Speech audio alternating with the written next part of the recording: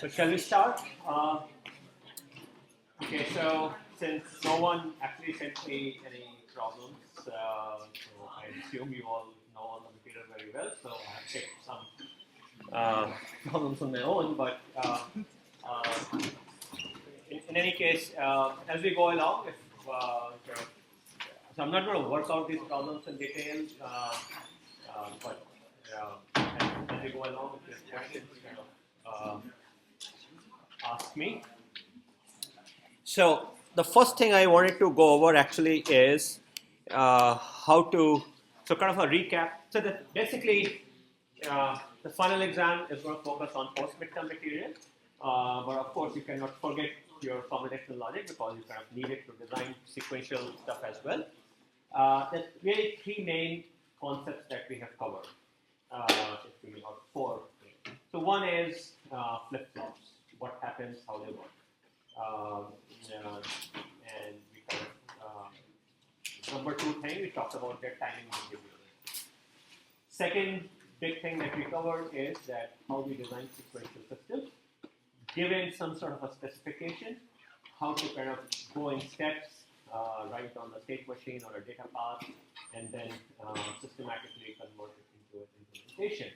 And that's actually one part I want to spend some time today because looking at the design homework, I get the sense that a lot of you, or at least a significant number of you, still do what kind of I loosely called on Piazza as gate and flip-flop hacking. Okay, you kind of directly dive into sort of gates and all and try to wire them up whichever way and kind of really driven by intuition. And the thing is, that's a recipe for making mistakes. And is this posted online? Yeah, it's already or should be. Yeah, I guess I didn't send out an email. It's been there since last week. So I want to walk through that through some simple examples. But again, would like to emphasize that really you should follow this process. Very important. If you have problems in kind of conceptualizing a problem into a state machine, then it will significantly hamper you in general if you end up doing a lot of digital design in the future as well. So anyways, that's the second major concept. Third one is we talked about microcode, which is kind of a way of implementing sequential logic. And those of you who are attempting the fourth design homework will kind of get to practice this first-hand. But you need to know it for the finals as well. And then the final thing we talked about really is this whole timing issue, under what circumstances things fail and all. So let's start with the sequential logic, and I have a series of examples to kind of really repeatedly walk you through this process. So let's start with a very simple one. So you are so problems, as you noticed throughout the lectures and the TS recitations and design homeworks, they fall into kind of a few broad categories. There are pattern matching type problems. Then there are problems where your system is talking with some sort of sensors and actuators. So it's reading something, controlling something. So traffic light controller, locks, elevators, and these kind of things fall into that example. And then final one is where you are doing some sort of arithmetic type stuff and all. So you have a controller, you have a data path, and you control the data path. So you sense the data path, status signal, and you control the data path. And that example, in fact, the current homework is an example of that. So this one is the pattern matching. We have seen it in many ways, and even the other second category of problems where you're trying to control stuff and all often fall into this category. So if you recall the lock problem, we really convert it into a pattern matching problem. Okay, so typical pattern matching problems in the simplest case would be you have to identify a pattern. And very broadly, these things fall into two categories. One where the pattern may be overlapping. So like you may be given a pattern, let's say, every time you see 1, 1, you have to flag it. Well, what happens if you get 0, 1, 1, 1, 0? Okay. Now, in this case, in some versions of the problem, you can say there are two 1, 1s. The first pair of 1, 1, the second pair of 1, 1, and they have a common 1 in between, right? So I have 0, 1, 1, 1, 0. It will have two hits. A second version of the problem maybe where you would say you have to restart after one match, in which case 0, 1, 1, I'll have a hit, because of 1, 1, but then I'm restarting from scratch, so then I have a 1 and a 0. The problems that we saw thus far, they were all overlapping, so it's almost like I have a sliding window, and every window I'm kind of checking whether there is a match or not. So this problem, what it is saying is I have a circuit with one input W, one output Z. All changes occur on positive edge of the clock, and you have to output Z equal to 1 if the input W was 1 during the preceding 2 immediate clock cycles. So firstly, looking at this, you can sense that the relevant pattern is in the preceding 2 cycles, so this kind of reminds you of Moore machine. Okay, if it was mealy, it would have happened immediately. That's one. And this is kind of an example shown out here that what is happening. So like I'm seeing 0, 1, 0, 1, 1. So this is a match. So you see a 1 out here in the Z. Then again, input goes 0, 1, 1. See there is a match between these two ones. And then again, there is another match with the latter two ones. So you see another flag of 1 out here, and so on and so forth. So your very first step should be to kind of try to visualize, or at least, or even perhaps kind of draw some time series or timing diagram or something like that to get a sense of what might happen on some sample input so that you get a feel of the problem. Okay, particularly the pattern mapping is relatively easy to do this kind of stuff. So that's your specification.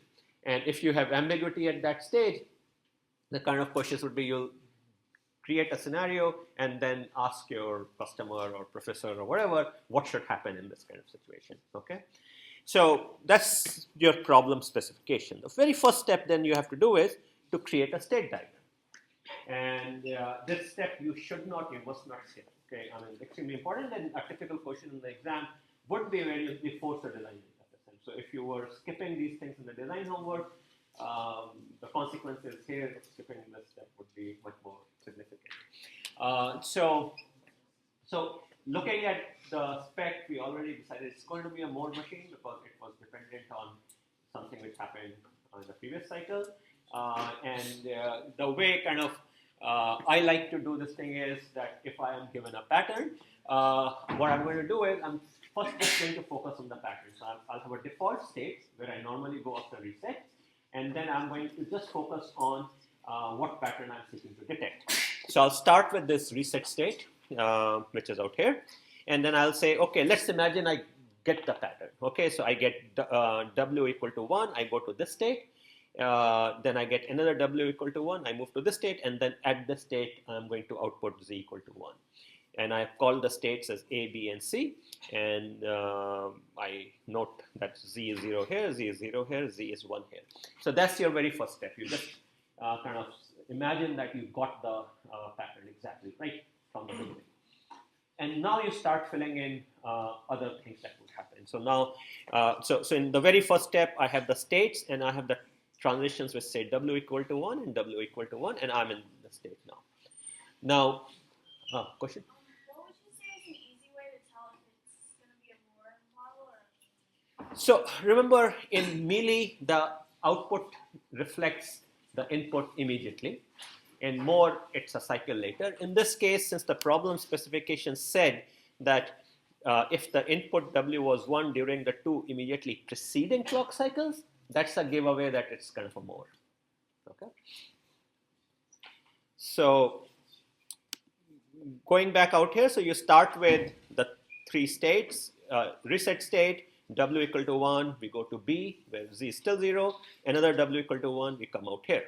Now this is not a fleshed out state machine, so now you think of what happens for the remaining edges. Remember, for every state, I should account for all possible combination of inputs in the outgoing edges. That is, for any possible input pattern, there should be an outgoing edge. In this case, we have only one bit, W. So for each state, there should be an edge which I can take if W is 0, another edge, or perhaps same edge, if W equal to 1. So right in the reset state, we had already taken into account W equal to 1. The question becomes, what happens when W is 0? And logically, it kind of makes sense that I should stick around out here, because plain English meaning of the state B is that I have seen 1, 1, right? I mean, that's what, so intuitively A says, I have not started on the sequence. B says, I have seen the first one, and C says that I have seen the second one. So if I'm in state A and I see W equal to 0, stands to reason that I should spin there. Now let's go to state B. From state B, I've already drawn the edge corresponding to W equal to 1. Question becomes, what happens if W equal to 0? Well, if I get W equal to 0, I've kind of lost that sequence, right? I mean, I saw a 0, 1, 0 again. It's kind of back to square 1. So this W equal to 0 edge will go back from B to A. Likewise, we come out here at state C. Now, state C, that's why I only had an incoming edge. So I have to take into account both the cases. What happens with W equal to 0? What happens if W equal to 1? If W is 0, again, I'll have to go back because I have to look for a sequence from scratch. But if W equal to 1, now I am in the situation where I had seen 2 1s and I got a third one. But since my window is sliding, so I will have to keep spitting out more and more z equal to 1s. So this would correspond to the self loop out here. If on the other hand, my problem specification had said that you cannot slide like this, that is, if I saw 0, 1, 1, and then if I got a 1 again, then actually it's not a new pair of 1. I have to start from scratch. If that was the case, okay, that is, I had to restart my search, what change would you make? Go ahead. From C to B equals 0, you have W equals 1. Yeah, so basically I'll unconditionally go back from C to A. Okay, in that case, so I'll have to start. I have another question. Is it bad practice to mix mealy and more? Well, there's no such thing as mixing mealy and more. I mean, it's either mealy or no. You can't, well.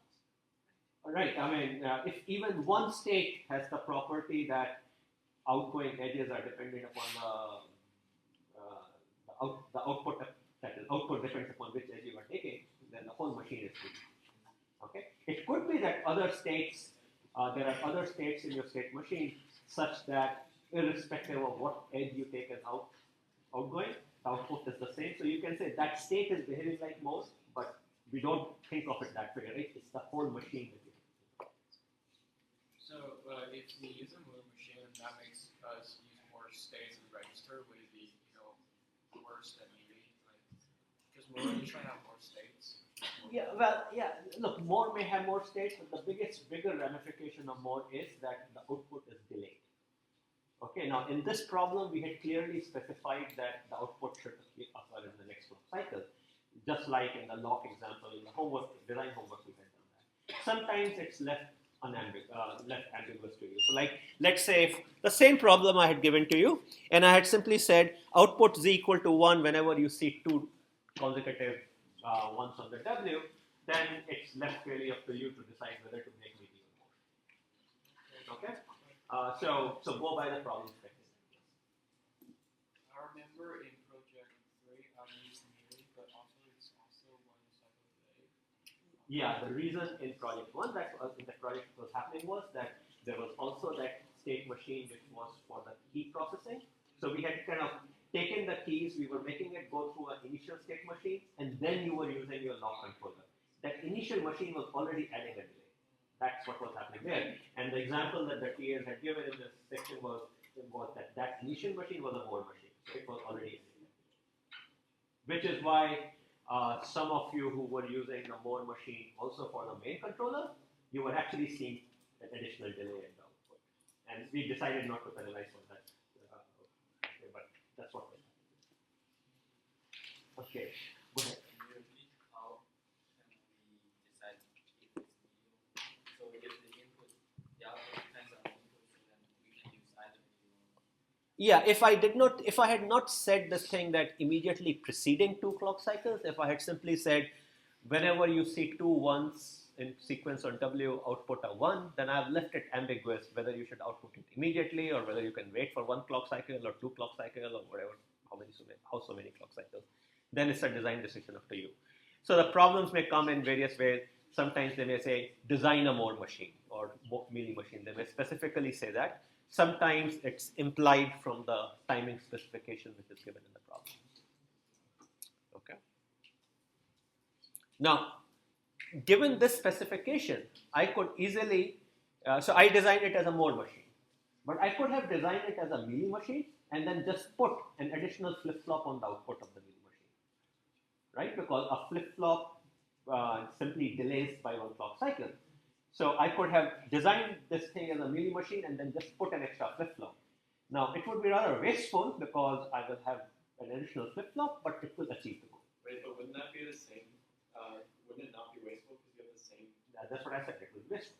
No, it won't be wasteful because with a Mormon machine, you need one more state, which would need another. Is it, in this case, will the mealy, can the mealy be done in a single state? Well, you will still need 3 states in mealy also. So you will need 2 bits for mealy still. Right? I mean, I do need to remember I have seen whether I have seen 1 1 or I have seen 2 1s, right? So you still need 2. Just 2 states, and then you. Yeah, you're right. Yeah, so it would be the same. Yeah. It will be the same. Okay. So kind of back to the original question, it kind of depends upon, if it is not specified, then you really go by the timing spec. If no timing spec is given, then you exercise it. Okay. Now, here, so we designed the state machine in this case. So that's one approach of doing it. But another approach of doing this problem, and which in many cases could have worked, is the following. So again, going back, I'm looking for a pair of ones. Okay, so I could have done it this particular way. That is, I'll take my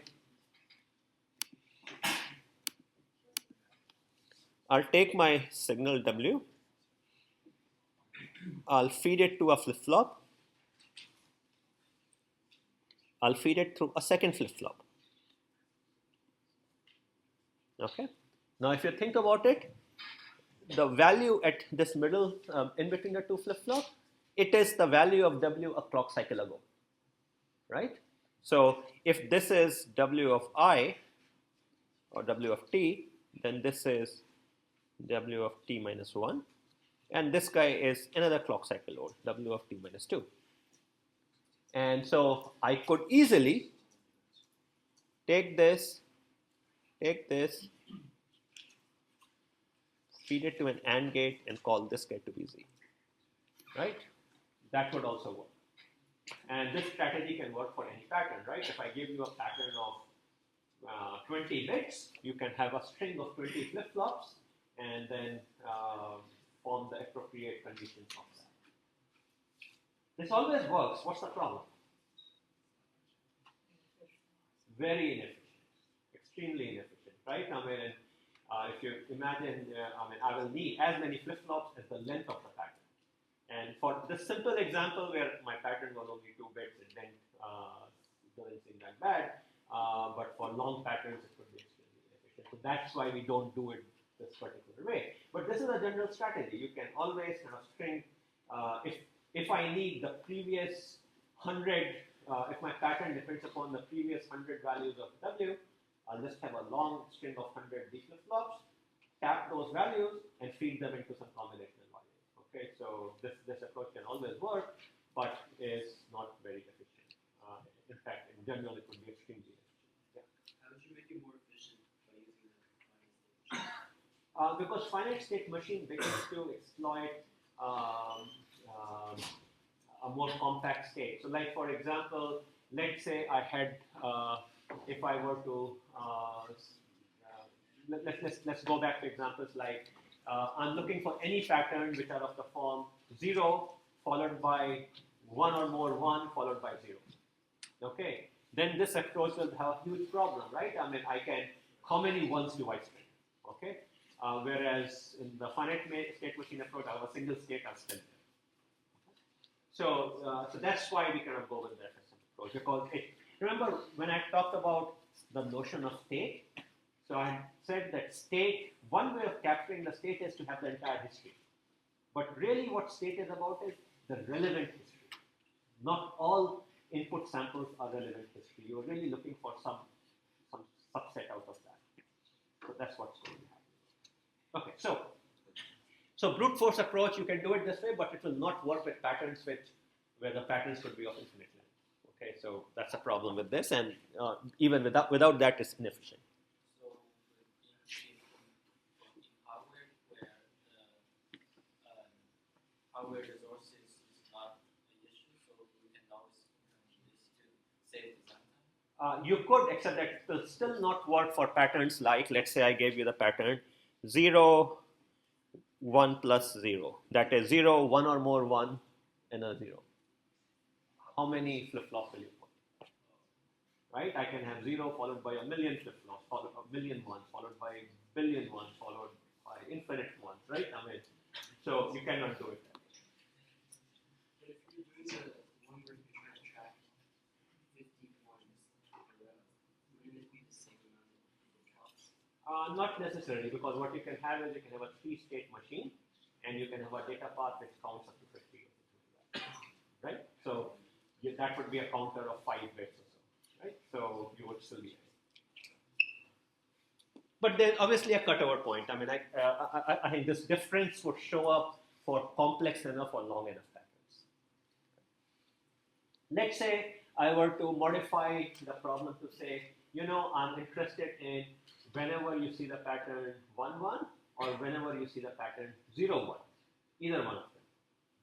Well, this could easily be modified for that. So I'm interested in 1, 1 and I'm also interested in 0, 1, right? So 0, 1 would mean invert.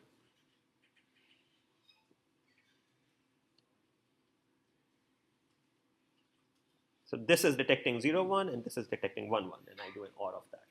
So I can always kind of, if I capture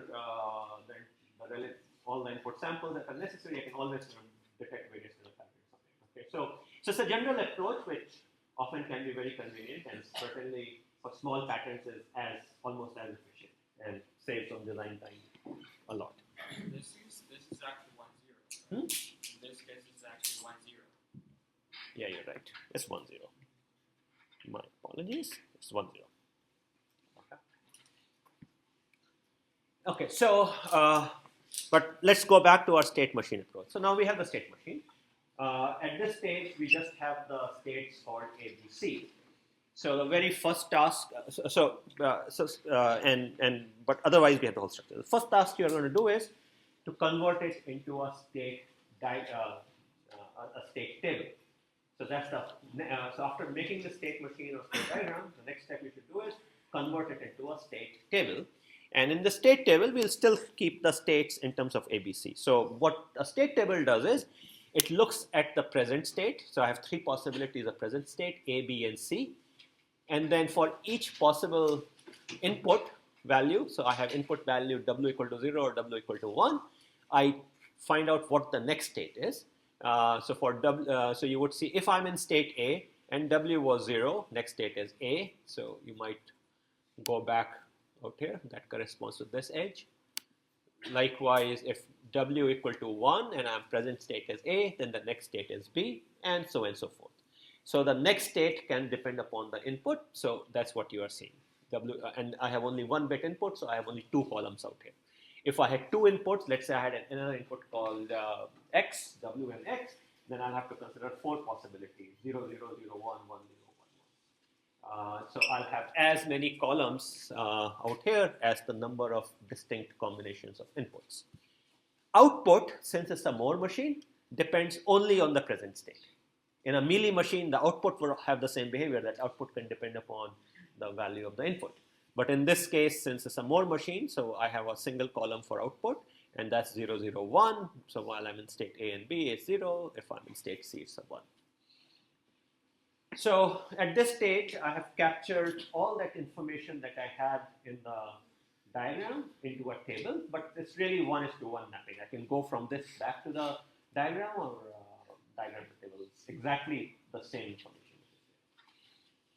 Now this is kind of, as I have mentioned earlier, and of course, this is kind of like the equivalent of the truth table in case of sequential logic. And what this really is telling us is, it's telling us that I have a next state function, and I have a next state function and I have output function. So I actually have this is describing multiple functions in this particular case. Next step, thus far I'm dealing with these symbols A, B, and C. So now I have to assign some binary values to them, and there are many possibilities. I can do one-hot coding. I can do 2-bit binary coding. I can do kind of many different ways of representation. Some of them are good, some of them are not so good. So this goes back to the very first lecture that we had in the course, that information can be represented in many different ways. And so we could do that. In this particular case, let's say I decided I'm going to represent the states in terms of 2 bits, 0, 0, 0, 1, 1, 0, corresponding to A, B, and C. And then 1, 1 is not is a state that we should never be. We don't care about it, but we can add a row corresponding to that. And then the value of next state would be don't care here, so this bottom row. And then the next state, again, we fill in the right values corresponding to A equal to 0, 0, B equal to 0, 1, C equal to 1, 0. Oh, when you encode it, does it have to be in binary order? Nope. And in fact, it's not even, it's not necessarily the case that this one is particularly efficient. In fact, what would be the most efficient encoding is what in computer science would be called as a NP-hard problem. It basically means that the only way you can find the optimum answer is to try all possibilities. So for big problems, it's obviously very, very computationally hard. So you resort to various kind of heuristic strategies to so no, so this I might as well have picked any other order. Doesn't really matter. Okay, I cut and pasted it out of some place, so that's why it's okay. So now what we see is really essentially what we at this stage have is a truth table corresponding to 3 functions. One which is z, another function for y2, the next state bit y2, and another one corresponding to y1. And this function has 3 inputs. It has the current state y2 and y1 as 2 of the inputs, and it has w as a third input. So really what I have out here is I have 3 functions with 3 bits of input. Right? So I have one function corresponding to y2, another function corresponding to y1, and a third function corresponding to z. These are my 3 functions. And then my inputs are the current present state y2 and y1 and w. Those are the 3 inputs. So I really have 3 functions, and each one of them you have to implement using the material you learned in the first half of the course, namely Carnot map, Boolean expressions, and stuff like that. So we do that. So we make, so these are corresponding to the upper, the next state bits, y1 and y2, and these are Carnot maps with 3 inputs. So they have 4 columns and 2 rows, and likewise out here, I'll not sort of go into the Carnot maps themselves, but you see don't care appearing also. So you do the usual Carnot map type optimization, and you would come up with expressions for the next state bit y1, for the next state bit y2, and likewise you do it for the z as well. And remember, z in this case depends only on 2 input bits. Z is independent of w by design because it's a Moore machine. So the function for z actually only has 2 input bits. So we have this function, so z is equal to y2.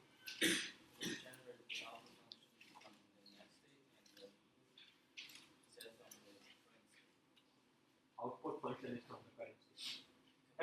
The inputs are the 2 current state bits and the w. Can I generate the z from, let's say, input? Can you generate z from next state and input? I guess technically you can, it just probably would be slower circuit. Right? I mean, yeah, sure. Because if next state is a function of current state, then you can probably maybe able to express that in terms. But generally speaking, it won't work because again, remember, in the current state, the next state would have some specific value. So it's not. It may not even be possible for you to express it. And in this case, can I say z is equal to y2 y1 bar times w plus y2 bar y1 bar times w bar? Can I say that z is equal to what value are you proposing? y2 y1 bar times Well, the problem is that it will match, both these rows will match. Right? If you're only looking, if you think about, if you're trying to do it from the next state, then row number 2 and row number 3 are identical. Okay, so you will not, generally speaking, you will not be able to do that. You only do that when you're doing melee, because when you do melee, then you need to take into account the inputs, right? Right. If you had a melee, then output Z will also depend upon W.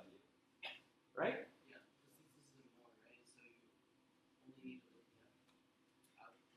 You only need to look at the states to figure out your output. Correct. So Z is a function of the small y2, y1, which is the present state. What he was asking was, can I express Z in terms of the next state, uppercase y2, y1? And the answer is not, because if you look at row number 2 and 3, they are identical in terms of their in terms of the next state value. Okay, so you cannot distinguish. And when you encode the states, what do you mean by efficient? Oh, whichever results in fewer gates eventually. Right? So, ultimate metric of efficiency is how many transistors I cover every. What would be the area of match? Then you should work on full-blown analysis and then You should what? work on a full-blown state diagram and implement it. And No, I mean, what you need to do is you have to try out every possible state assignment. and then you must implement each. And you must implement each one of them. And as you can imagine, no one does that because it would be incredibly hard to do it, particularly when you have lots of state bits. So that's where you start going after guesswork and heuristics and gut feeling, or algorithmically. What it means is that we see what has worked, generally speaking, in similar designs, and we apply that strategy. Because again, those of you in computer science, at some stage you'll probably take courses on where you learn about complexity theory and all. So basically, there are certain problems where the only known way to solve them optimally is to one by one try out every possible input permutation, and so they basically take exponential amount of time. And that is not a realistic strategy, not when you are talking about modern chips which have millions of statements. Okay, so I mean, there's a whole industry out there. There are companies like Synopsys, Cadence. These guys are experts at creating tools which, without searching exhaustively, are able to find good state of mappings. And people pay. I mean, these kind of tools cost a lot of money. Companies like Intel and all of them pay and use them. Any other questions before I move further? Okay, so once you have these K-maps, then you can easily have your implementation. I have 2 state bits and combinational logic. And then you can try out the timing diagram to make sure that things work. So you can check it with that. Unfortunately, we didn't really have a tool to let you visualize it like this. Logicin doesn't have that, but there exist simulation tools which, given a circuit that is given this, they can plot it for you as well.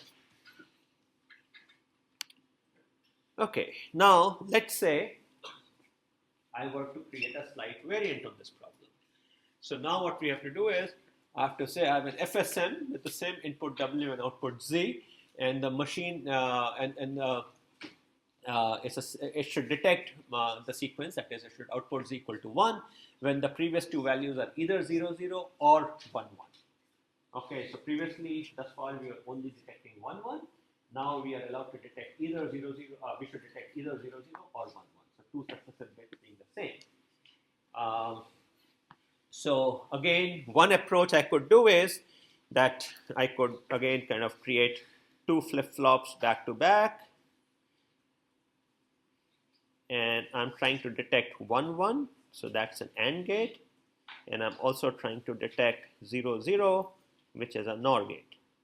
And then I can take these 2 guys, I can OR them together, and that's my detector. Okay? For a problem like this, that's a quick and dirty way of doing it. And if all I ask you, design this detector, this is perfectly fine. But if I say, write an FSM, then you better write an FSM. Okay, you cannot just jump straight to this. so let's look at it. And again, for these toy examples, the merit of doing the FSM approach is unclear. I mean, in fact, it just seems like more work, and that's a fair point. And in final exam, you may very well have very simple examples where I will ask you to do the FSM.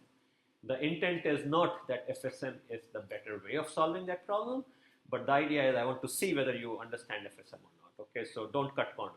Yeah. This is a sequential system. By FSM we mean the state diagram. If I don't show the intermediate steps, I just give you this. That will be this is an implementation of the FSM.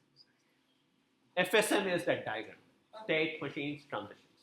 Now what you can do is you can design as this and then go back if you want. You can do that. That's fine. But when I say FSM, I want to see a graph with nodes and edges. Okay, that's what we are looking for. You can go back from it, sure. But the thing is, that's almost like saying I give you a compiled program and I am looking for the source code, right? I mean, that's like. If you do a sequential on the final, it's just like make a FSM and then represent that in the circuit. Would you have to make the exact FSM in the circuit, or could you just make that? No, you have to make the FSM and then translate that FSM to a state table. And again, I mean, just bear with me on that front, because for simple problems, the merit of doing that is not obvious, but I'm going to examine you on your comprehension of process. Okay, so state,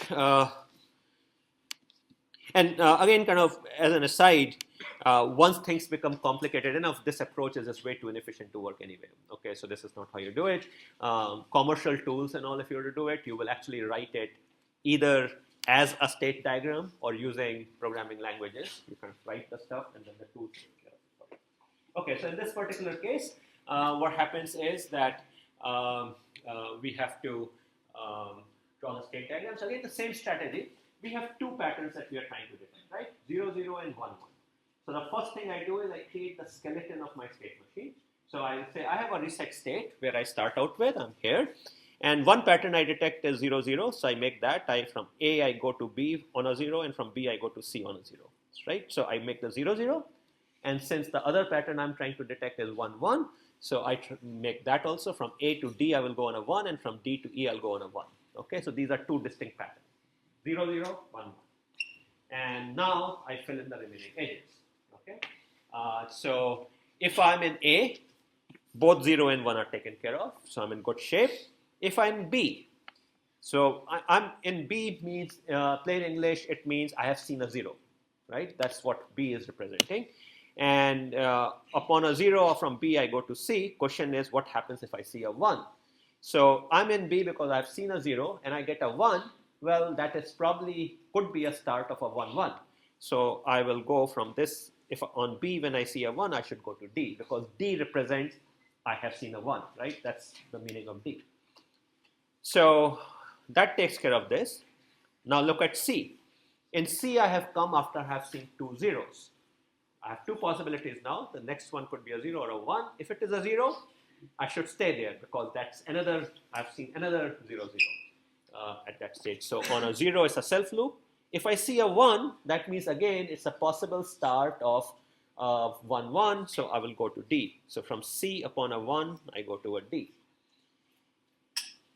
Similar reasoning to E and D in the reverse direction. So kind of the idea is create the skeleton corresponding to the two patterns we have, and then fill in the missing edges. Now this strategy worked because my two patterns were totally distinct. Let's say if my patterns were 0, 0 and 0, 1, then my skeleton will look a little bit different. I'll start from reset. Upon a 0, I'll go to a state, and then depending upon whether I get 0 or 1, I'll have a Y. Okay? So create the skeleton first, corresponding to the patterns you are trying to detect. Once you have the skeleton, fill in the remaining edges. Why do we need the reset? Because you have to start somewhere. I mean, can we amend that state, because once we leave the reset, we never go back. So We never go back, that is correct, except we were there at the beginning. can where, okay, so let's take it. Let's say, following your argument, I remove A. Now, where would you start your machine? Right? So, look, the meaning of B is I have seen 1 0. Meaning of C is I have seen 2 zeros in a row. Meaning of D is I have seen a 1. Meaning of E is I have seen 2 1s. That still leaves the possibility I have seen nothing. Right? So you have to have that. Huh? No, it's not wasteful because clearly at some point in time, namely at t equal to 0, my system is in the state I have seen nothing. Right? So you have to capture that. So you will have, I mean, A is, there's not about waste, you need the A, otherwise your system, you cannot start your system. Okay? So I have 5 states here. I guess we'll need, you need at least 3 bits to represent it, but you can have one-hot coding with 5 bits or any of the other possible codings that exist. So rest of the process, very, very similar. I will not walk through all of it, but again, you make the state table. Again, since we are doing a more machine, so output is dependent only on the present state. You are going to make assignments to the state. So let's say we pick this, no rational reason. I have to pick, I decided 3-bit state representation. I'm going to pick some 5 out of 8 possible states. So we did. The remaining 3 can be treated as don't care, and then you go through the K map and whatnot, write down the expressions. Okay, now in this particular example, looking at these expressions, you can see that they're kind of looking that they have lots of terms. So they are complex. So a question that comes up: could I do better? Could I do a different state assignment, which would perhaps result in a simpler equation or fewer gates? And the place where I lifted this from, they kind of made the argument that if you look at state A, which you were complaining about a short while ago, A we reach only at the start of the machine, and then after that we never revisit it. Okay, so maybe if we set aside 1 bit of my state, if it were to just tell me whether I'm in A or not A, right? I mean, because I never go back to A again. Okay. So if I were to perhaps do that, then it might be advantageous. Okay, so they kind of play around with a different state assignment. So what they do is state A, they make it to be 0, 0, 0. And the other 4 states, they make the first bit to be 1 and the other 2 bits change. So my first bit tells me whether I'm in state A or the other 4 states. And then the other 4 states are distinguished by the latter 2 bits. This is a gut feeling argument which is going on out here. They try it out and they come up with a much simpler expression out there. So now again, this is where human intuition came into play. You have a very small problem size, so perhaps things worked out. Generally speaking, for large examples, one just has to search in a brute force fashion. The intuition is that there is something different about state A. We reach there only once and then we never reach there again. So in some senses, my system most of the time is really a 2-bit system, 2 bits of state, right? Once I am away from A, after the very first clock cycle, when I would have seen a 0 or a 1, after that I'm away from A. So what they're saying is, what if I were to distinguish state A by one of the bits, and then once I'm out of state A, I just focus on the other 2 bits of my state. So there is nothing general about this example. Okay, there's nothing general about this example. This is just making the point that a different state assignment, which they came at it based upon some intuitive arguments, gives much simpler equations. Okay, so the main point basically therefore being that, state encoding matters, right? I mean, in this case, using a different state encoding is resulting, I mean, I'm sure you would agree that this set of expressions is a lot simpler than this one. Okay, so clearly a change in state assignment made a big difference to me. Question on this? So if we link all the lowest bits from B to E to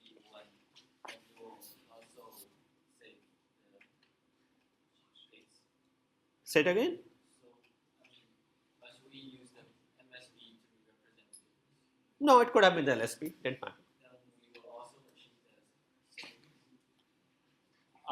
You would also achieve the same thing. I mean, look, I can permute the order of the state bits. It doesn't make any difference, right? If I permute the order of the state bits for all the states, it's still the same equation.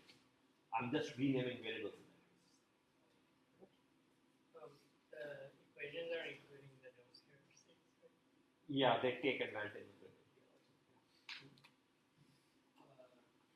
Are we ever going to have to use more than 4 inputs? Like, right now we have y3, y2, y1, and w, right? Mm-hmm. Is there ever going to be any more than that? Because You mean in the exam or? yeah, because wouldn't the K-map be like way different? Yeah, I mean, so realistically speaking, not yet. But sometimes even higher, larger number of inputs can be handled without going to K-map. You just write down the equation. Particularly like with one hot coding. Okay, any other questions? Okay. So the other concept which occasionally we refer to as that you can design things using concurrent state machines. That is, sometimes instead of thinking of my system as a single state machine, I can break down my functionality into two parts. One does one, the other does one, and I add them together. So one way of thinking about this problem is, so let's say the task is, you're designing a system which is supposed to detect patterns, 0, 0, and 1, 1. So I can either design a single system which does it, or I can create two systems. One detects 0, 0, the other detects 1, 1, and then I OR their outputs, right? I mean, I can always break down tasks like this. I mean, this is how those of you who have done programming, we do multiple threads in a program, right? I mean, if a single thread is getting too complicated, too much going on, I break it apart. I create two machines or two programs or two threads. One does one thing, the other does one thing. The collective of the two does my task. So I could use that approach out here. I can create one machine which detects 1, 1. It turns out to be a machine like this. It has more machine, 2 state bits. I mean, this is very similar to what we've done earlier. And I create another machine to detect zeros. Bear with me. You can work it out on your own at home that the right-hand machine detects zeros and the left-hand machine detects ones. And then my overall machine is nothing but saying, have I detected a 1 or a 0? So I just OR them together. So this strategy works very well, except that what's happening is I have two finite state machines now, running in parallel. Each one of them has a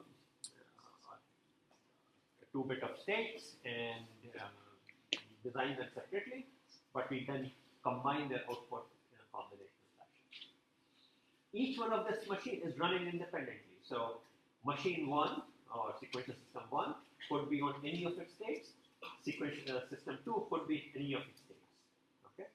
So let me ask you a question. Let's say I have two machines. One of them has 10 states, and the second machine has 20 states. Machine 1 can be on any of its 10 states. Machine 2 can be in any of its 20 states. Now I look at the overall system. How many states does my overall system have? Huh? 200, right? Product of the two, because machine 1 could be any of the 10, machine 2 could be any of the 20. Overall combinations that exist are 10 times 20. Okay. So what that intuitively also says is that if I'm faced with a very complicated problem, then breaking it down into two simpler things can result in a simpler stuff. So let's say my original problem may have taken 200 states, but now instead of designing a machine with 200 states, I'm designing two machines, one with 10 states, one with 20 states. A lot simpler task. Something like this happened in your design homework number 3, where we kind of carved out the key processing issue that's separate into state machines, right? So actually most of you had 15 state machines, 14 for the 14 keys, and one which was kind of the main controller for the log. So you had 15 state machines, and the product of them was the total number of states. Product of the number of states of each one of them was the total number of states in the system. So this strategy of divide and conquer is a very powerful one. Instead of designing one super complex thing, you design a larger number of much simpler things, okay, whose total complexity adds up. So this is a good strategy also. So when you are detecting complicated patterns, break them down. You create state machines for different patterns and then kind of combine them. Is there a disadvantage? You know, it may be somewhat suboptimal. Okay, so that would, so generally speaking, it would be still much better than my approach of retaining all the history, right? I mean, that approach where I said just create a chain of these flip-flops. It would be much more efficient than that, but it would be not as efficient as a single state machine. Why is it not? Why is it not? Because I can, I will always have redundancy. So let's imagine when I did my 10 times 20 example, not all those 200 states are relevant to my problem. Maybe only 150 of them actually are. So if I had done it as a, so let me take a concrete example. Let's say,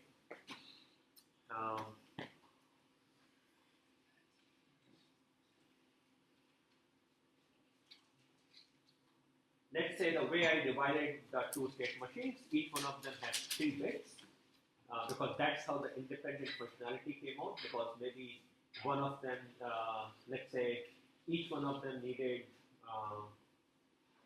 5 states. Okay? So machine 1 needs 5 states, I need 3 bits for it. Machine 2 needs 5 states, I need 3 bits for it.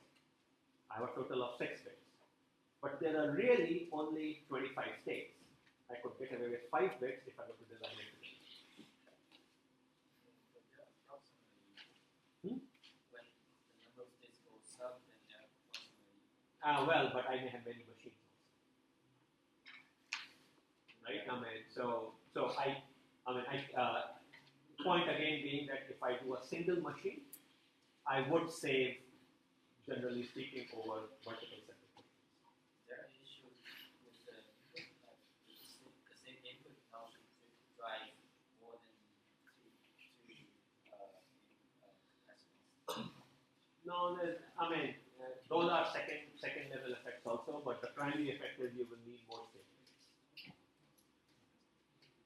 But you know, the thing is, in design, it's not always about how costly the design is. It's also about how quickly you can design something. It's also about how understandable the design is. It's also about how can you maintain the design in future. Maybe I want to keep one part of my design in a separate place so that I can easily modify it. There are all sorts of complex issues that drive how you design things. But back to the point out here, one of the ways to design more complicated things where you're looking for multiple patterns is to create separate state machines for each pattern and then combine their outputs using this combinational logic. And again, sort of, if I ask you design a FSM, that means 1. Okay, if I explicitly allow you to make concurrent, then you can do the concurrent one. Okay, so make sure that you kind of follow the spirit of the problems as you are kind of doing these things. So if something is permissible, it's fine. If something is clearly like I'm asking for 1, then 1 means 1. Okay, so then you can design it. Well, if something is permissible, is it usually better to do it that way then? Then I leave it up to you. I mean, I would say whatever saves you time. I mean, should be of that area, unless area or something else. Just to kind of make a point across also that through the design homeworks, I have tested you plenty on your ability to design. So the intent of the final exam is that have you comprehended the process. That's what we are looking for. Any other questions? Okay. I've given some examples of problems out. I'm not going to walk through all of them, but they are intent. So The TAs might have covered this kind of problem. So what is happening out here is a long description. It says a system receives as input a stream of data symbols which can take values from the set A, B, C, and D. So I have inputs arriving. There are 4 types of input values, A, B, C, and D. They're arriving on a 2-bit input called in, so 2 bits of input. And A, B, C, D are represented as 0, 0, 0, 1, 1, 0, and 1, 1. Okay, so those are the 4 possible inputs. System looks at blocks of 32-bit data symbols and finds the most popular symbol, that is the symbol that occurred the highest number of times in each block. So I look at a chunk of 32 symbols, and it could be that all of them are A's, could be all of them are C's, B's, D's, or there is some combination of them. So for each block, we are looking for which one is the most popular. And then there are further clarifications. At the first clock edge after a block is received, the system outputs on an output pin Z the identity of the most popular input symbol. And on another pin F, it outputs an unsigned binary integer that is 1 less than the frequency of the most popular symbol. So it's basically, it has 2 outputs. It has one output which says whether the most popular symbol was A or B or C or D, and another output which says how many times that most popular symbol actually occurred. And of course, as you might imagine, Z is 2 bits, and F, because the popular symbol may occur as many as 32 times, and I'm asking for frequency minus 1, so that's 31. So I need 5 bits, so therefore output F is a 5-bit signal. So for example, if the first 32-bit input, if in the first 32-bit block C occurred 20 times, then the output in the 33rd clock would be Z equal to C and F equal to 1/9 hex. Okay. Then if in the next block of 32, so samples number 33 through 64, the most common symbol was A, and if it occurred 16 times, then the output on 65th clock cycle would be 0, 0, and F would be 15, and so on and so forth. And of course, if there is a tie, I mean, it could be that I got each one of them in quantity of 8, then you pick one. Okay, it doesn't really matter. So that's kind of an example. So how do you think you'll approach this problem? Probably use an OR because it needs one extra constant.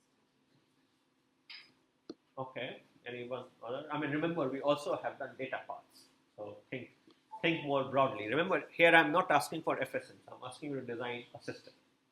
So you should think of the most expedient ways. So what are the 2 key things happening in this problem in terms of what information do I need to identify the popular one?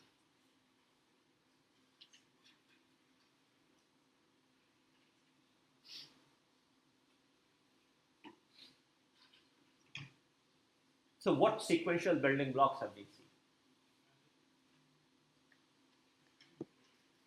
Anyone?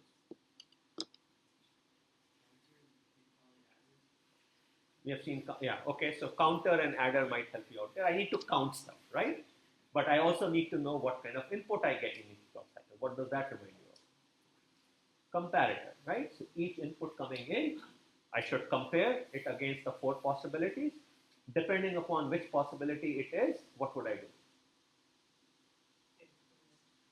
Increment what? One of the counters. So I should maintain a counter for each one of those, right? So I should have 4 counters. So this is one possible approach. I maintain 4 counters. Think of like a program, right? I have 4 variables, which are my counters, and then I read a character, and depending upon whichever character it is, I'm going to increment one of those 4 variables.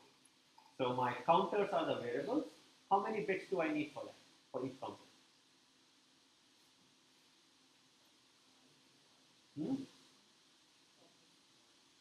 Okay, do you think you need 5? Anyone disagrees with that? What's the largest number I can represent with 5?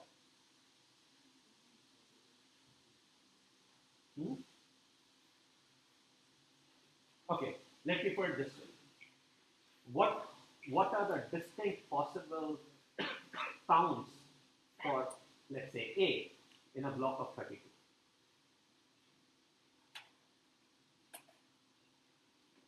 What I mean, if in a block of 32 I were to count how many times A occurred, how many different values are possible? Huh? How many of you believe 32? How many of you believe 31? How many of you believe 33? Okay, some raise hand, others are unsure. Well, it's 33, right? It could be 0, 1, 2 through 32, right? So I have 33 different possibilities. So how many bits do I need? 6, right? 5 won't work. That was a very common mistake to make, right? So I need 6 bits for each one of the counters. I need 4 counters, right? One for A, one for B, one for C, one for D. So I need 4 counters of 6 bits each. At the end of the block of 32, now how would I know that I have reached a block of 32? How would you keep track of that?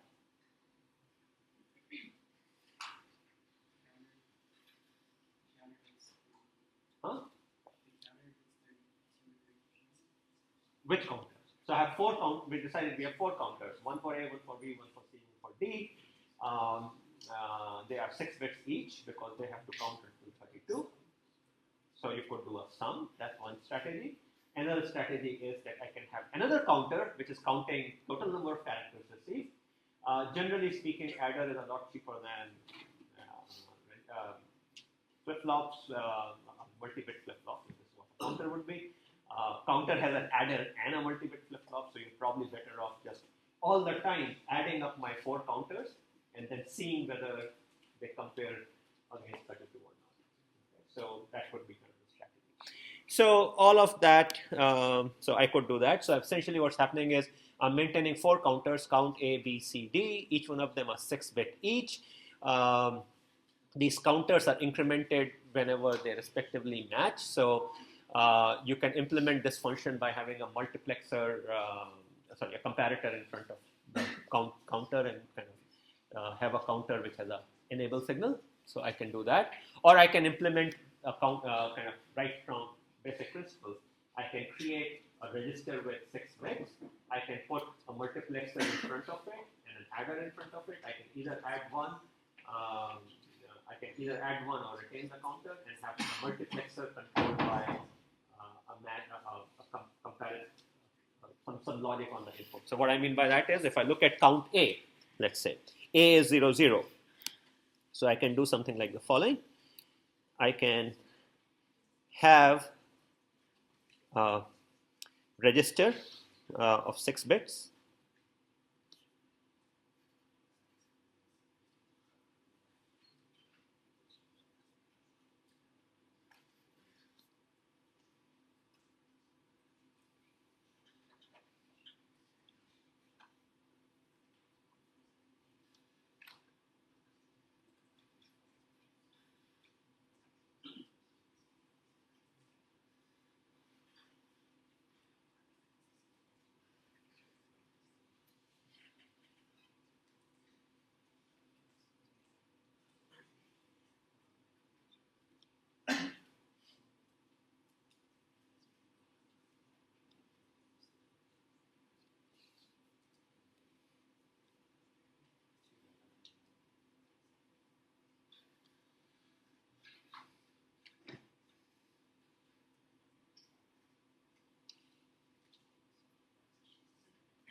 Okay, so roughly speaking, my logic may look something like this. I may have a 6-bit register. I can have a 3:1 mux in front. The values that I will allow are increment by 1, feed the original value, or I need a 0 because I need to reset it at the block of 32. And I get the in to match against. So I'll match against A, and then I'll probably have somewhere in my logic some signal which tells me when a new block is starting. That is when the 4 counters add up to 32. So you kind of play a game like this to kind of begin to create the pieces. Can you explain why you have to have 3 instead of 3? Because the frequency count for any given character could be either 0 or 1 or all the way through 32. I should be able to distinguish between all of them. So there are 33 possibilities, so I need 6 bits.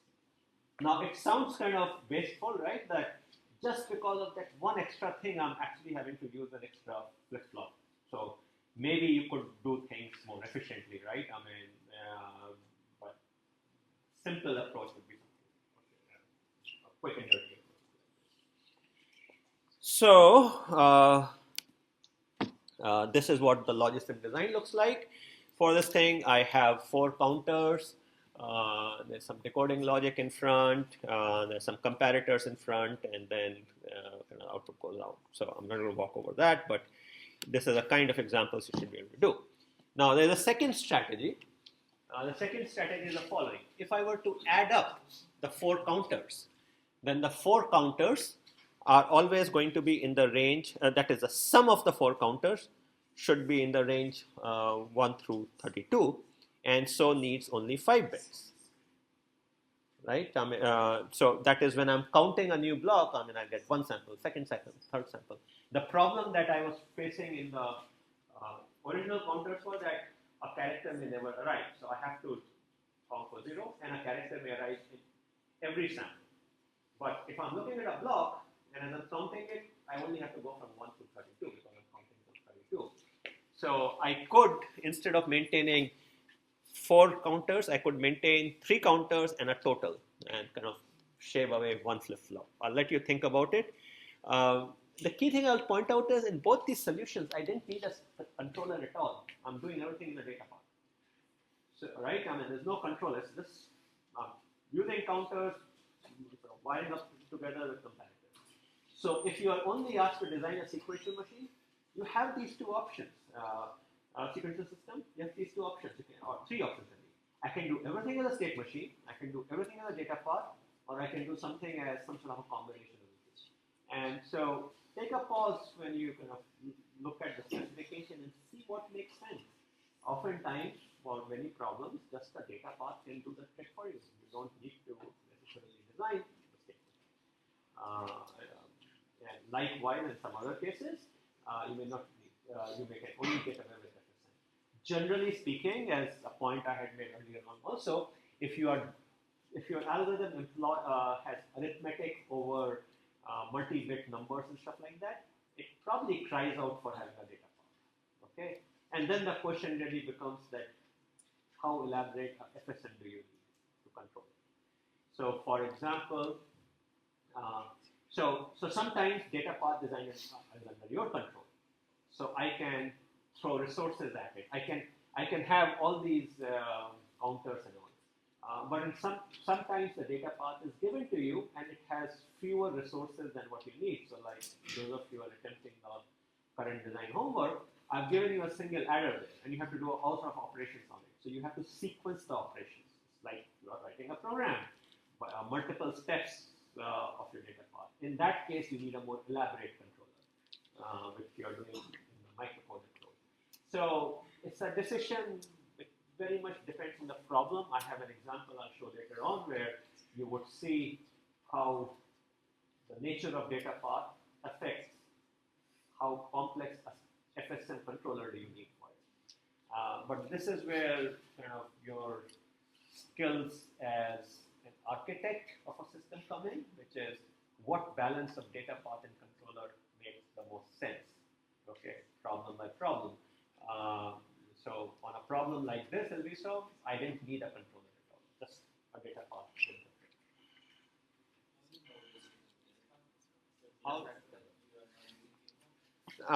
No, it's not about I never use a K-map and all. I never even thought in terms of state and state transitions. I just thought of it in terms of arithmetic expressions and binding them together, right? See, in the previous slide, what I did, I just kind of write it, I just wrote it down in terms of program-like expressions. So recall the discussion on data path. A data path is described in terms of that kind of a pseudocode expressions. So can we describe a state controller with those kind of expressions as well? can you describe a controller using these kind of expressions? Generally speaking, no. Because the controller has too many branches going on, right? If then else kind of thing. It's not dominated by arithmetic. if you notice the conditional parts here, I mean, I have a question mark. This does correspond to an if then else, but it's relatively simple. Whereas when you are doing that pattern matching, you are jumping all over the place. So I think you can still come up with a complex expression as well. You could, absolutely, you could.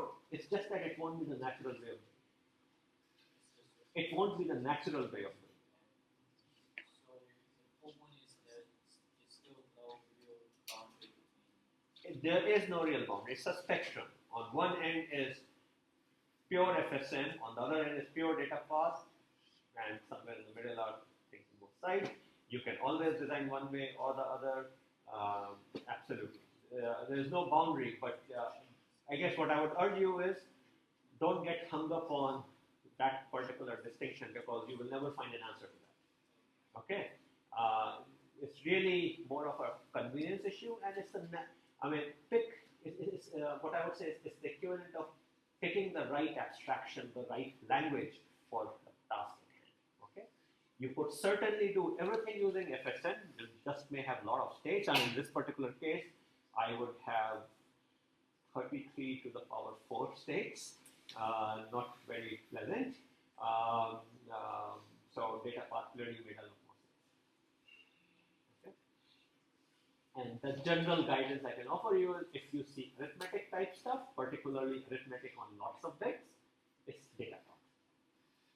Think of it as data path.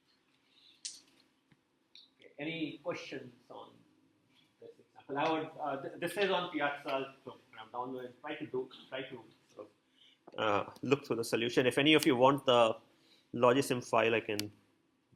I'll probably put it up there too.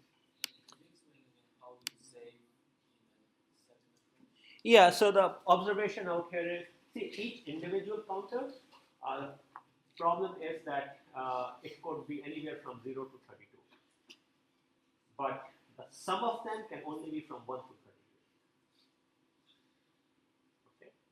And therefore, if I were, instead of maintaining the 4 counters, if I were to maintain 3 counter and total, and compute the remaining one by subtracting it out, I basically save 1 flip-flop. That's the only thing. But you can certainly do better than this. Okay, this I was throwing it out as a simple example. Probably doesn't save you percentage wise that much anyway. Let's look at another example. Okay. So this is actually a problem which you have seen before. I think it was in the homework problem set. So this was, if you recall, we had asked you to compute y of n is 0.25xn plus 0.5xn minus 1 plus 0.25xn minus 2, and kind of the approach here was that, so I had an input x and multi-bit input, so we were feeding it into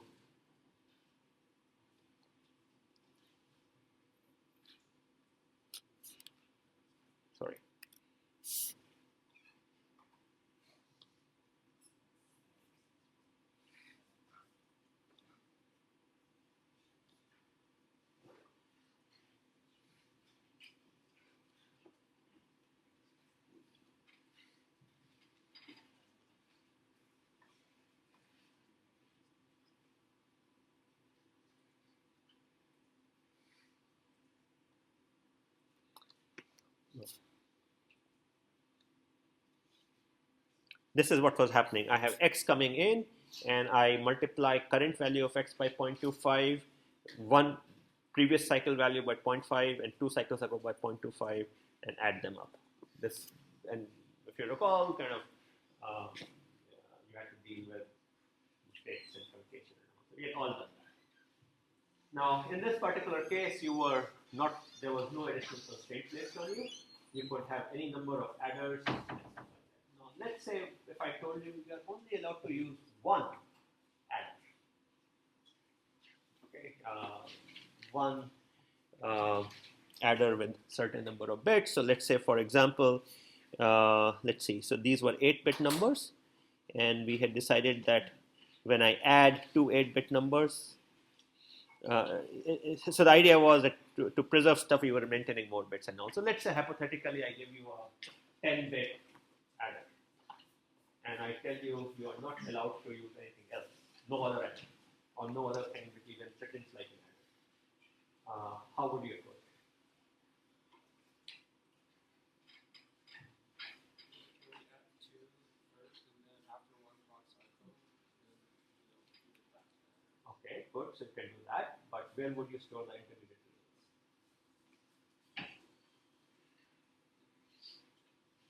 Go ahead, I'm on the right track. So, anyone? So I'll have to take multiple steps. I have to add in 1 clock cycle, I have to do 1 addition. In the next clock cycle, I have to do the next addition, right? I cannot do both additions in the same clock cycle. But after you have performed the first addition, where would you store the next addition? The register, right? The register. A bit like what's happening in the problem in the design homework number 4. Okay, so you store it into register. The other thing you can see is there's a sequencing happening, right? I have not all clock cycles are the same, right? In first clock cycle, I am doing addition number 1. In second clock cycle, I'm doing addition number 2, and I'll repeat the process again and again. So what that means is now I need a controller. I have to orchestrate that one adder, sometimes to add 1 pair of numbers, and another clock cycle to add a different pair of numbers. So this kind of situation is where you need a controller, a state, and that would be described as a state machine to orchestrate my one adder which exists. And in the design homework, optional design homework, you're doing it using the microcode, but it could have been a state machine also. So generally speaking, in places where my data path has fewer resources than operations I need to do, then I need to take more clock cycles to do it, and therefore I would need a controller to do it. How would you take care of if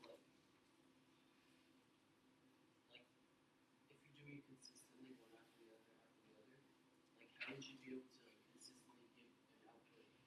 You cannot. So in this case, what will happen is I will need 2 clock cycles to process every input, right? So I can take a new input every alternate clock cycle. So great point. Yeah. So anytime I have fewer resources, I need more clock cycles, so I have to slow down my input and output. So there's kind of an example of where FSM together with a data path is what you would need.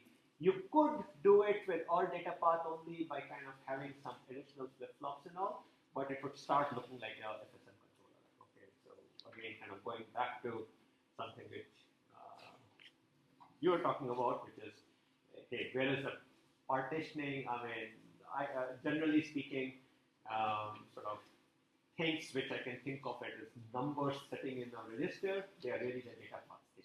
Things which are like single bit flags and all, they really should go into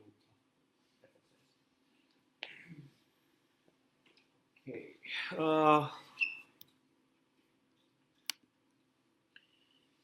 Let's look at this example. So this is a data path FSM as opposed to kind of a state diagram controller type stuff. So it's given by this equation. Next state, it's a 4-bit state, and it's basically saying if it is reset, it is 0. Otherwise, it is this number. It is that the upper 3 bits are what used to be the lower 3 bits, and the new lower bit is the complement of the original upper bit. Okay, so what it is saying is, let's say, for example, if my current state was 0, 0, 0, 0, the next state is these 3 numbers move out here, so I get 0, 0, 0, and this number gets complemented and moves out here, so it becomes 1. So basically what happens is after 0, 0, 0, I go to 0, 0, 0, 1. After this, I would go to 0, 0, 1, 1, and so on and so forth. What do you think is this state machine doing?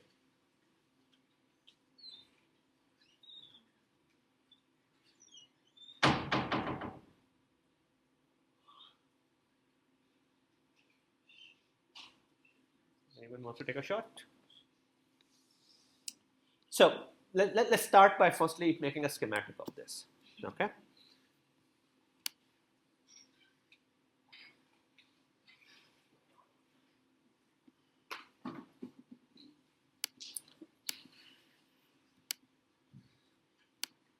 Okay, so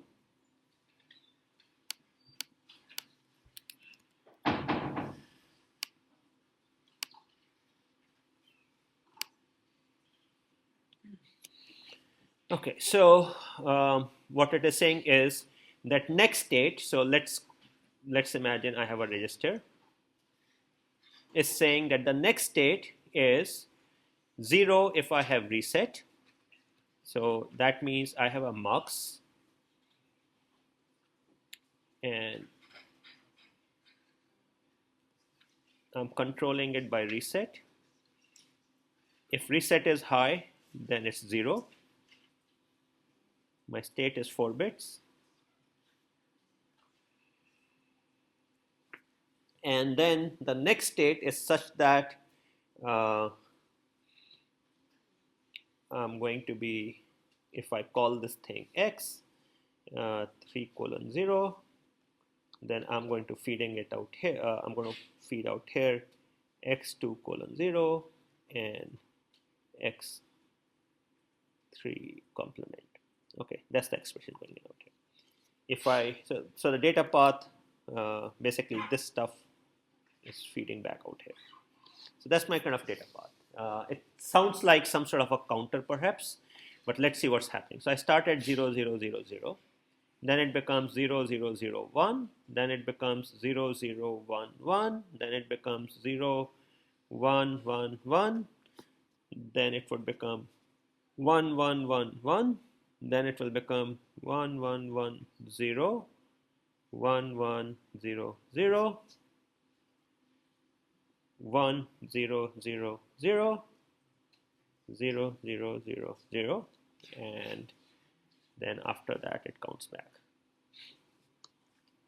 Right? So that's going to be what's happening out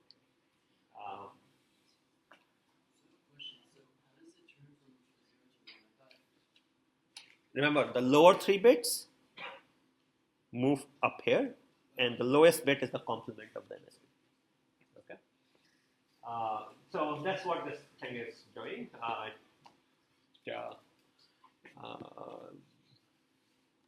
don't know. It seems like one of those things. Christmas light. There's something kind of moving through the light chain, right? I mean, it's doing some operation like that.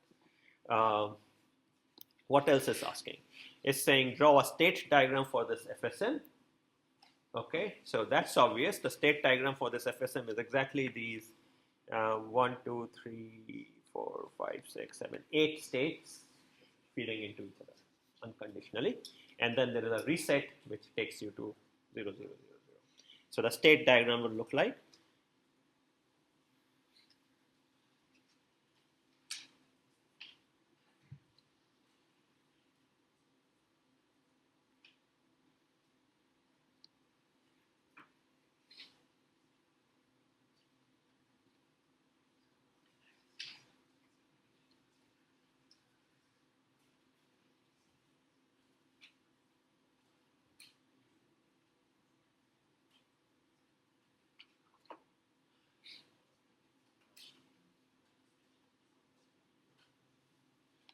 And then from each one of these says if not reset, and if it is reset stays here, and from each one of these states upon reset you are going to go back out here. Okay, so you can add that detail out there, but anytime there's a reset I head back to it. So this is an example of something that we were describing as a data path FSM, but you could certainly, since the number of bits are few, I could draw it as a control FSM as well. Let's take a more complicated example. FSM to divide by 3. So what's happening out here is, so let's read it. So it says, output, design a machine which outputs the result of integer division by 3. The input is the dividend. Dividend is the top number, so like the number that you are dividing. 3 is the divisor. So the input is the dividend in binary. The state represents the current remainder, and the output is the quotient in binary. So what's happening is, I'm trying to design a machine where on the input, bit by bit, I'm going to get a number. Okay, that's my dividend. So let's say I'm trying to divide 11001 by 3. So I'm going to feed the MSB, then I'm going to feed the next bit, then the next bit, next bit. So the numbers keep arriving like that. And so this is the dividend coming in. And the output is the quotient. Quotient is the, how many, like quotient of 7 by 3 is 2, for example. So I'm going to be getting that. And what's happening is that the inputs are coming bit by bit, so I don't have the entire number in one go. And output is also being generated bit by bit from the most significant bit first. So for example, let's say the number I was feeding is 7. So the 7 is 111. So what will happen now is, or let's take some other number. Let's say we take 14. So that's 1110.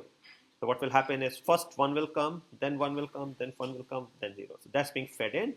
And on the output side, I would like to see the quotient appear MSB first.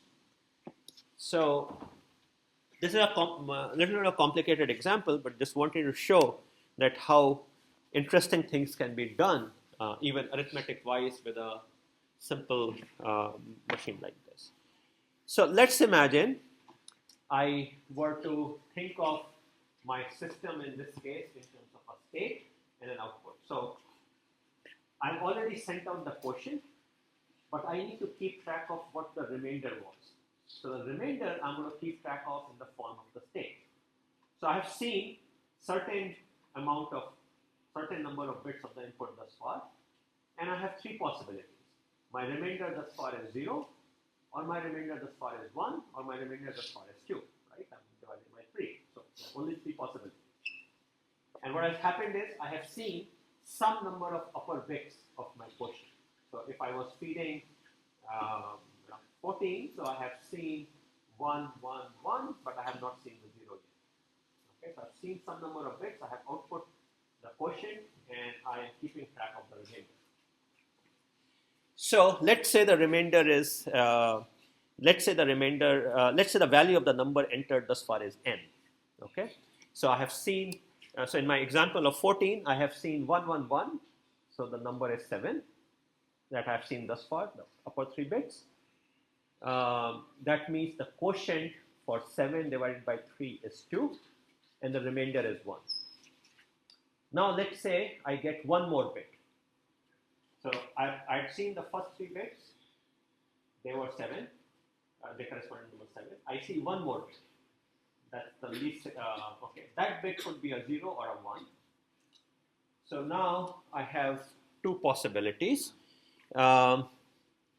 Firstly, the new number, let's say the new bit which is coming has a value b, which could be 0 or 1. That my new number would be 2n plus b, right? Because I have received one more bit, so that means the previous bits get shifted, get multiplied by 2 because I get one more bit, and the new bit I get goes into the least significant bit position. So I take the previous bits, shift them left by 1, which is another way of saying is multiply, and then I add the incoming bit. So the number I had seen thus far was n. I get one more bit, so my new number is going to be 2n plus b, right? So after I get the new bit, this is a new number. Now, the number I had seen thus far was n, and there were 3 possibilities associated with it. It either had a remainder of 0, or had a remainder of 1, or had a remainder of 2. So if n had a remainder of 0, then n must have been of the form 3 times p, whereas p is some integer. Agreed, right? Remainder 0, so it should be a multiple of 3. After the digit b is entered, the new number would be 6p plus b, right? Because the new number is 2n plus b, so the new number should be 6p plus b. If b is 0, so if I divide 6p plus b by 3, my remainder would be b. So the new state should be b modulo 3, so the new state should be either 0 or 1. Right? So again, I've seen some number of bits thus far. I'm getting an additional bit, which represents an LSB. So the previous bits I have seen, they now move one level up. So my new number is 2 times the number I had seen thus far plus the new bit I am getting. And if the number I had seen thus far was a multiple of 3, which means that it was of the form 3 times some unknown integer, then the new number after I take one more bit is 6p plus whatever the new bit is. And 6p plus b, if I divide it by 3, the remainder is going to be b. And therefore, what it means is that I have 3 possible states, 0, 1, 2.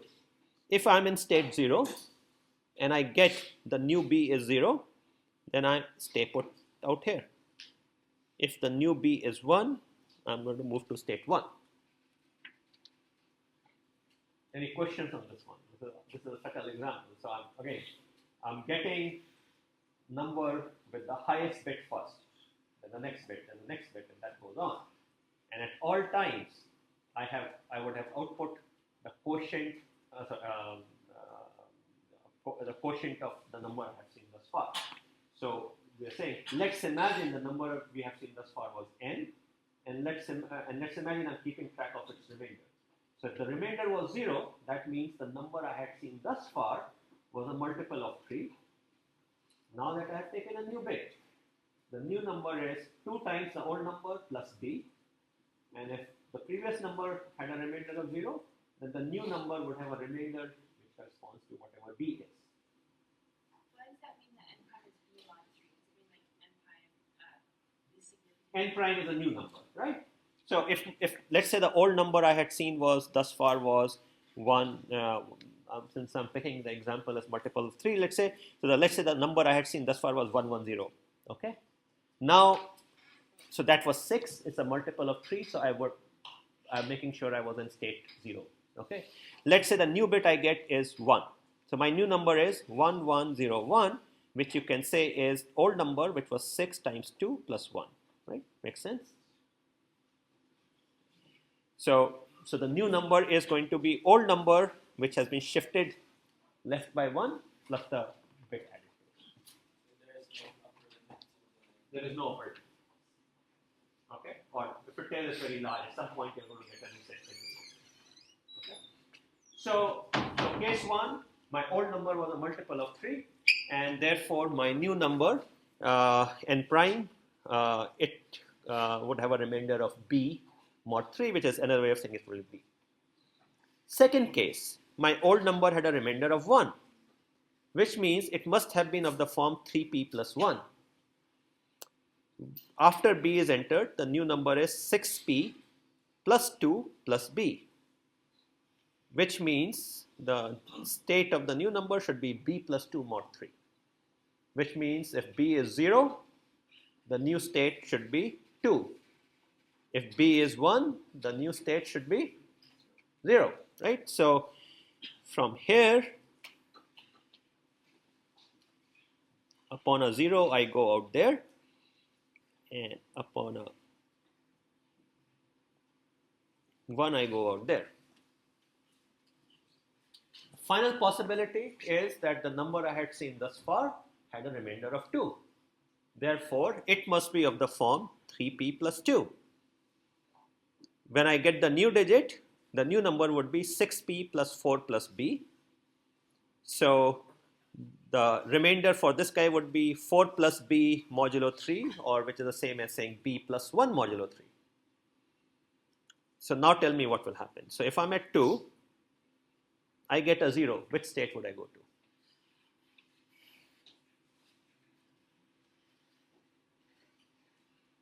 So again, my previous remainder was 2. I get a 0. So my new state will have a remainder, new number will have a remainder of b plus 1 modulo 3. So it's 0 plus 1 modulo 3, which is 1. So getting a 0, I will go back out here. And if I get a 1, I will stay put out here. So I would have this kind of state machine, and this state machine it's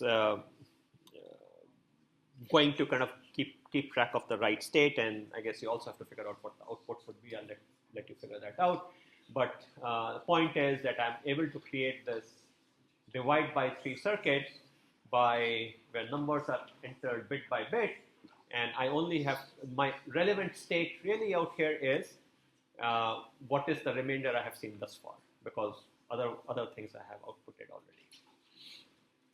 So it's a more complicated example, but you can see you can generalize this thing to divide by anything really, and you just have to keep track of the different remainders out there. So in the controller, you compute the remainder, and in the data path, you compute the total quotient. No, this is just an example. I mean, again, don't try to draw any general conclusions, okay? I mean, I could certainly do a data part. There are examples. If I were to do bit parallel arithmetic, that is treating n-bit numbers together, I will do remainder in the data part. And in this case, how do you compute the initial remainder? Okay, so if I have seen nothing thus far, then I would start out with a remainder of 0. And then every time I see a bit, I will kind of find it. So at some stage when the current number has been done, maybe I'll get a done signal or something, I'll move to the remainder zeros. But the basic structure would kind of look along this line. So I know you're very kind of worried about the data path controller split or partition. Again, I would just emphasize, you can do everything you can in one with the other. It's just the ease with which you can do it. Okay?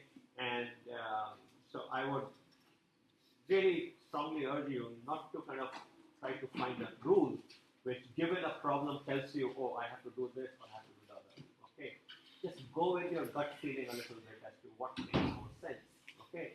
And the general guidance is, if I have many bits in parallel and I'm doing arithmetic on it, it's probably going to be a data path.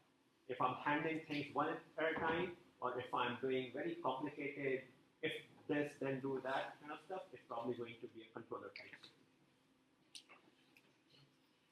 I know it's easier said than done, and oftentimes there is no right answer. Some problems you could equally easily do one way or the other. Okay, but many other problems is very obvious. Like for example, if something has a counter, do the data path. Doing a counter, I mean, the counter is reasonably large. The counter is more than 2 or 3 bits. Forget doing a controller. Okay, let's see. Yeah, so this is out here. So the solution out here. Okay, so we have sort of covered the state machine part. 2 things which I sort of didn't come around to. One is the timing stuff. So the TAs are actually going to go over some more timing problems on Friday. The second part is the microcode. So I've asked them to do a microcode example also on Friday, so you get to see that as well. To recap your Karnaugh map and those kind of things, because you need to use it. The other thing is, talking with some of you, I kind of got the sense that the way you are preparing for the exams is by just browsing through the notes. The thing is, when you look through the notes, they seem easy. The problem is, until you actually attempt the problem, try to do the problem, you don't face different versions. So, I mean, it's going to be rare that I'll give you exactly the problem I have in the lecture note, right? I mean, so there's always be some twist errors. So the only way to get comfortable with that is to do as many problems as possible. Now, UCLA is not the only place which teaches a digital logic class. There are hundreds of universities the world over. They all have digital logic class. If you just Google, like just Google for propagation delay, contamination delay, midterm, propagation delay, contamination delay, homework, whatever, trust me, you'll find many, many examples of problems out there on the web. Try to solve some of them, okay? I mean, so besides the book, I mean, you have Google as a very terrific resource. So don't do passive reviewing of the lecture material. Try to solve problems that you find. Yes, you should. But the thing is, I mean, this is a question which I've often raised, that the book doesn't provide solutions to the problems. So what you typically do find is that many Just like I post solutions to the homeworks I create, similarly, instructors at other places do it. So you may have a better hit at finding worked out problems from other places. Literally, every university has a digital logic class, so there's plenty of materials in there. So just Google with the right terms and you will find lots of stuff. Okay, so that's it. Have the office hours as usual, otherwise I'm going to see you on next Friday.